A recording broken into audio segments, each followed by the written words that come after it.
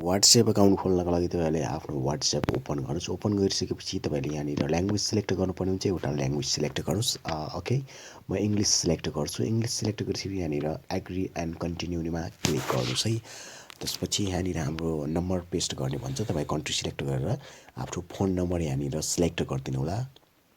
मैले number select गरेर next गरिदिनु होला है। नेक्स्ट गरिसकेपछि हाम्रो फेरि अर्को इन्टरफेस खुल्छ। त्यसपछि यसलाई एस गरिदिनु होला है।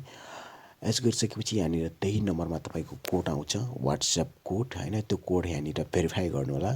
यहाँनिर भेरिफाई गरिसकेपछि यहाँनिर कन्टिन्यू गर्नु होला है। ओके, कन्टिन्यू गरिसकेपछि यहाँनिर तपाईँले एलो एलो गर्दै जानु होला। जे चिज माग्छ तपाईँले एलो गर्दै जानु होला। त्यसपछि एलो गर्दै गर्दै जाँदाखेरि हाम्रो यहाँनिर यस्तो देखाइरहन्छ, तपाईँ स्किप गरिदिनु होला। त्यसपछि यहाँनिर तपाईँले नाम राख्नुपर्ने हुन्छ। यो नेम भन्छ है। तपाईँले यहाँनिर नेम राख्नु होला। आफ्नो वाट्सएपमा के राख्न चाहनुहुन्छ त्यो नेम राख्नु होला।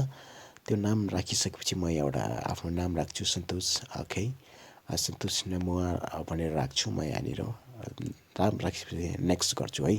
नेक्स्ट गरिदिएँ। नेक्स्ट गरिसकेपछि यहाँ तपाईँहरूको एकछिन रनिङ गर्छ। प्लिज वाइट अ मोमेन्ट भनेर लेखेको छ। यहाँनिर तपाईँको यसरी रनिङ गर्छ है। तपाईँले वेट गर्नु होला एकैछिन। वेट गरिसकेपछि तपाईँको अर्को इन्टरफेस खुल्छ वाट्सएपको, यस्तो खुल्छ। ओके, हाम्रो वाट्सएप खुलिसकेको छ। तपाईँको देख्न सक्नुहुन्छ यहाँनिर हाम्रो वाट्सएप ओपन भइसकेको छ। तपाईँले यहाँबाट मेसेज, त्यसपछि फोन कल होइन, भिडियो सेयर, फोटो सेयर सम्पूर्ण चिजहरू वाट्सएपमा एकदम क्लियर रूपमा गर्न सक्नुहुन्छ।